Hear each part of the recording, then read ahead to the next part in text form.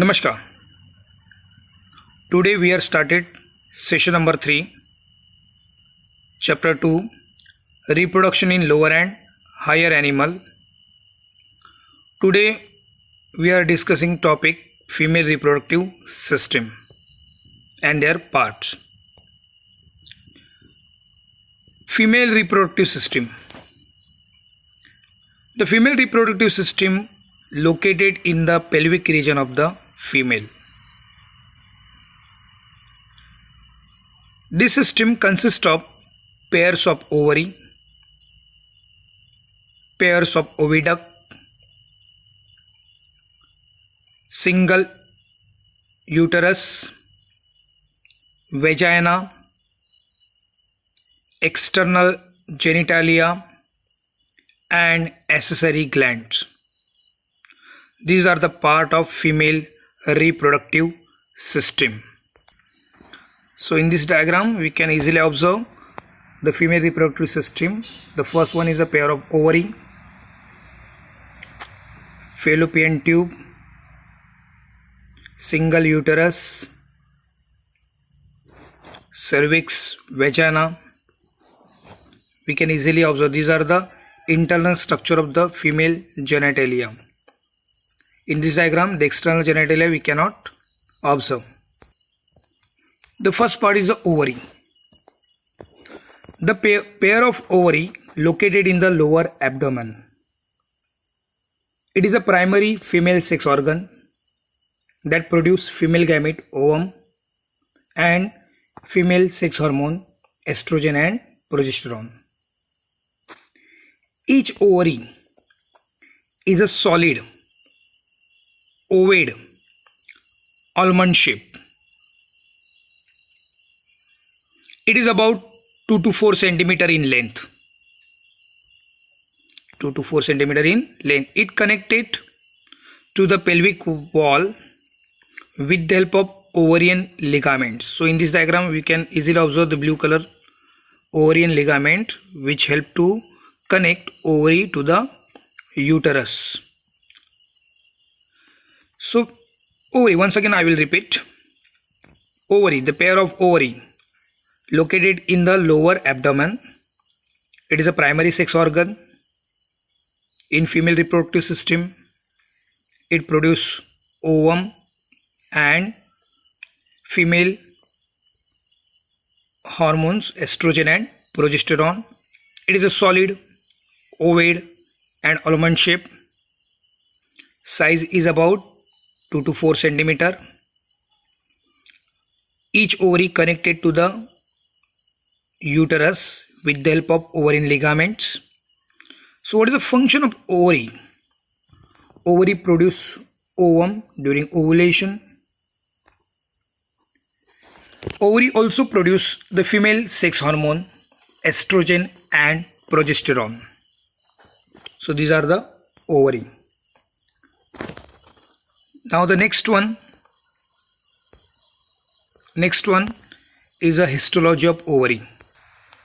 Histology of ovary. Each ovary is covered by thin epithelium which enclose the ovarian stroma. The ovary consists of main two parts: outer peripheral cortex region and inner medulla region. So now these are the structure of ovary. We can easily observe the outer part is called as a cortex while inner part is called as a medulla. In the cortex region, many developing follicles are present. These follicles are present in the different stages. They are initial primary follicles, primordial follicles, primary follicles, secondary follicles, and Graafian follicles. So in Graafian follicle, the secondary oocyte is enclosed with the follicular cell. Next one is the medulla. Medulla is the innermost region of the ovary which contain blood vessel, nerves and lymphatic vessels. So once again I will repeat histology of ovary. Each ovary is covered by the thin epithelium layer. It consists of two regions, outer cortex region, inner medulla region.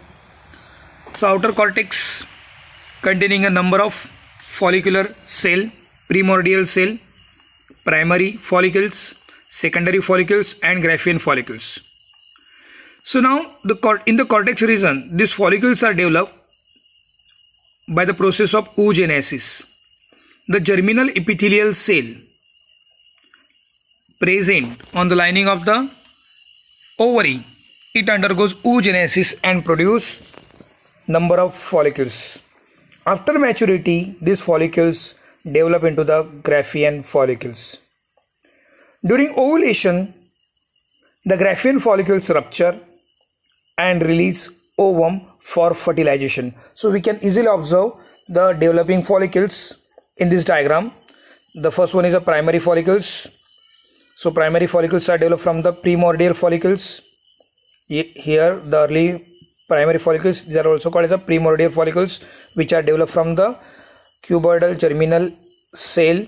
These undergoes oogenesis to produce primary follicles, then secondary follicles, then finally Graafian follicles. The Graafian follicles includes the secondary oocyte, ovum. Okay, now at the time of ovulation, these Graafian follicles rupture to release secondary oocyte, that is ovum, for fertilization. So these are present in the cortex region. Now next one is the medulla. Medulla is the innermost region. So medulla contains blood vessels, nerves and lymphatic vessels. So now in the histology of ovary, we can study about the Graafian follicles. So what is Graafian follicles? So Graafian follicles includes the secondary oocytes. During ovulation, these Graafian follicles rupture and release secondary oocyte for fertilization, and the empty Graafian follicles converted into the corpus luteum. So you can easily observe the corpus luteum. So Graafian follicles, after rupture, it releases secondary oocyte and the empty particles of these Graafian follicles converted into the corpus luteum. Now if the fertilization is successful, means fertilization is occur, this corpus luteum produce progesterone to maintain pregnancy. If ovum is not fertilized, the corpus luteum converted into the corpus albicans. Corpus luteum converted into corpus albicum, and it is the beginning of menstrual cycle. So once again I will repeat. So these on the lower side, there is a number of follicles, developing follicles are there. Primordial follicles. During oogenesis, the germinal epithelial cell undergoes oogenesis to produce secondary oocytes. So first it develops primordial follicles. Primordial follicles are developed before birth of the female child. Then it develops into the primary follicles, secondary follicles and Graafian follicles. After puberty, in each ovulation, one Graafian follicles rupture and release secondary oocyte for fertilization. Okay, after ovulation, the empty Graafian follicles converted into the corpus luteum. Corpus luteum secrete progesterone hormone. If the secondary oocyte get fertilized, the progesterone hormone maintain pregnancy, which is secreted by corpus luteum. If the secondary oocyte ovum is not fertilized, the corpus luteum converted into the corpus albicans, and it is the beginning of menstrual cycle. So these are the histology of ovary. So now next topic, fallopian tube is also called as a oviduct. So there are pairs of fallopian tube present on the either side of the uterus. Each fallopian tube is about 10 to 12 centimeter long. It extended from the periphery of each ovary to the uterus. Fallopian tube is lined by ciliated epithelial cell and secretory cell. The ciliated epithelial cell help to carry ovum in the from ovary to fallopian tube for the fertilization, while secretory cell secrete some substances which help to activate ovum and sperm during fertilization. So each fallopian tube consists of main 4 parts. First one is the infundibulum. You can observe the infundibulum. So infundibulum, infundibulum is a close to the ovary, the oviduct. It is a funnel shaped structure. So infundibulum is a funnel shaped structure and close to the ovary. Second part is in infundibular there is a finger like projection are there. These are called as a fimbria, which help to collect ovum after ovulation. So in infundibular parts their finger like projection is there. These are called as a fimbria, which collect ovum during ovulation. Now the second part is a ampulla. Second part is a ampulla. So ampulla is a site of fertilization.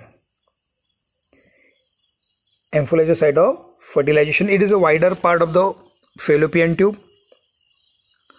Now next one is the isthmus. It is the last part of the fallopian tube and joined to the uterus. So now these are main 3 parts.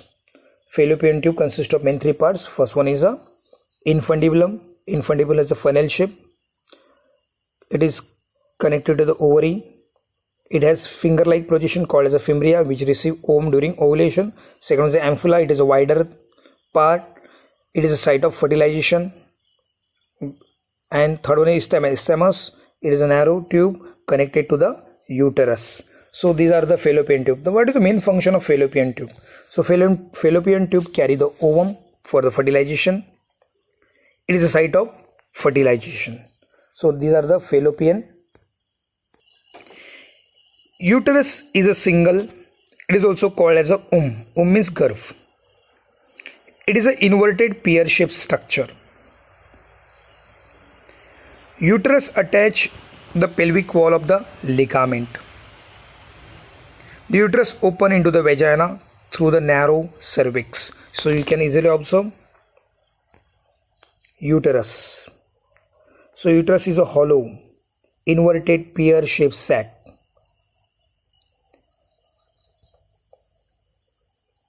It attached to the pelvic wall of the ligaments.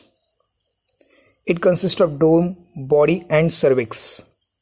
The uppermost part is a dome, middle part is a body and the lowermost is a cervix. The uterus open into the vagina through the narrow opening called as a cervix. Now next one is a layers of the uterus. So wall of uterus consists of 3 layers. Outer perimetrium, inner myometrium, middle myometrium and innermost endometrium. So these are 3 layers of the uterus: the outermost perimetrium, middle myometrium and innermost endometrium. The perimetrium is an external thin membrane. The middle myometrium is a thick wall lined by smooth muscle. It exhibits strong contraction during delivery of the baby. During parturition, it exhibits strong contraction. Next one is the endometrium. In endometrium is an innermost layer. It is a glandular in nature. It undergoes cyclic changes during menstrual cycle. So now these are the 3 layers: perimetrium, myometrium and endometrium of the uterus. So once again I will repeat. What is uterus? Uterus is called as the womb of the ovary. It is a hollow, inverted pear-shaped sac. It consists of dome, body and cervix. So uterus is lined by 3 layers: outer perimetrium, middle myometrium and innermost endometrium. So what is the function of uterus? Uterus is a site of fetal placentation. It is a site of development of fetus and parturition. So these are the functions of uterus. Now the next part is a vagina. It is a highly collapsible and vascular distensible fibromuscular sac. So it is a highly collapsible and highly distensible fibromuscular sac. It is a measure about 7.5 centimeter and 10 centimeter in length. The vagina, the length is 7.5 centimeter to 10 centimeter in length. It is open into the vestibule of the vulva. Vestibule of the vulva is a part of external genitalia. The inner lining of this vagina store glycogen. This glycogen undergoes fermentation with the help of lactobacillus and produce acidic mucus and make vagina acidic. So once again I will repeat. So vagina is highly collapsible fibromuscular sac, highly collapsible distensible fibromuscular sac. It is about 7.5 to 10 centimeter in length. It is open into the vestibule of the vulva. Vestibule of the vulva is the external genital part. So vagina store a glycogen. This glycogen fermented by the lactobacillus which is present in the ovary, which is present in the female reproductive system, and because of fermentation it produce a acidic mucus and make a vagina acidic in nature. So this acidic nature vagina, it helps to prevent from the infection. Okay, so what is the function of vagina? So vagina receives semen during copulation. It is a passage of menstrual flow.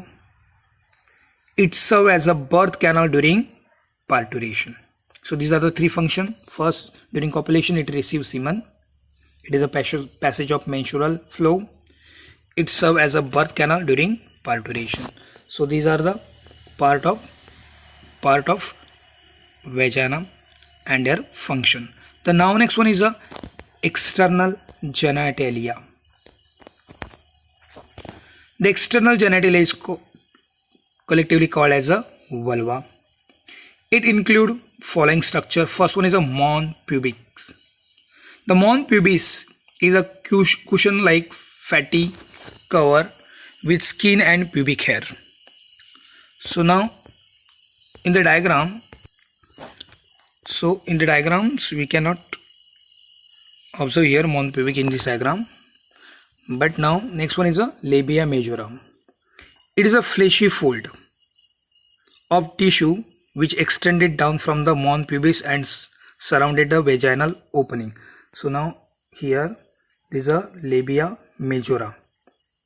You can observe labia majora. So it is a fleshy fold of tissue which extended down from the mons pubis and surrounded the vaginal opening. Now next one is a labia minora. It is a pair of fold of tissue under the labia majora. Under the labia majora, the labia minora is present, and these are the pair of folds. Next one is a hymen. The opening of vagina often covered partially by the membrane called as a hymen. Next one is a clitoris. It is a tiny finger-like structure. Lies upper the junction of two labia minora above the urethral opening. So it is present above the junction of two labia minora above the urethral opening. So these are the external genitalia.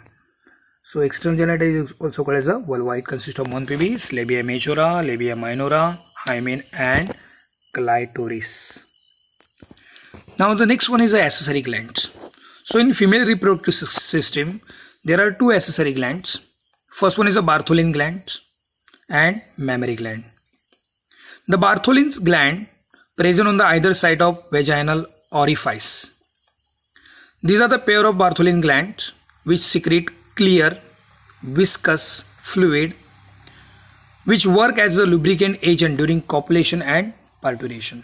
So these Bartholin glands present on the either side of the vaginal orifice, and it secrete clear viscous fluid which act as a lubricant during copulation and parturition. These are the functions.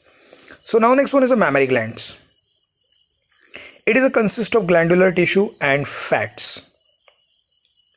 The glandular tissue of each breast divided into 15 to 20 mammary lobes. So you can easily observe the mammary lobe in the diagram. So this glandular tissue divided into 50 to 20 mammary lobe. Mammary lobe contain cluster of cell called as the alveoli. So these are the mammary lobe, but now these are the cluster of cell called as the alveoli. The cell of alveoli secrete milk. So you can easily observe below the fats there is a alveoleic structure. This alveoli secrete the milk. It store in the lumen of the alveoli. The cell of alveoli secrete milk, store in the lumen of the alveoli. The alveoli open into the mammary tubules. Mammary tubules, and the tubules of each lobe join to form mammary duct. So you can easily observe here mammary duct. So in this diagram we can observe the number of mammary lobe. This mammary lobe connected to the mammary alveolus. Alveolus are open to form mammary duct. Now this mammary duct, several mammary duct join to form wider mammary ampulla. So you can easily observe, first one is the mammary lobe 2 it forms mammary alveoli 2 it forms mammary duct, and finally many mammary ducts join to form lactiferous duct is called as a mammary duct. The several mammary duct join to form wider mammary ampulla. So in this diagram we can easily observe the mammary ampulla. The mammary ampulla connected to lactiferous duct through which milk is sucked out. So now this mammary duct connected to the number of lactiferous duct open to the nipple through which milk is sucked out. So these are the structure of mammary glands. So once again I will repeat, the mammary gland consists of glandular tissue and fats. Glandular tissue of each breast consists of 15 to 20 mammary lobe. These are the cluster of cell called as the alveoli. These are called the mammary alveoli open into the mammary tubules.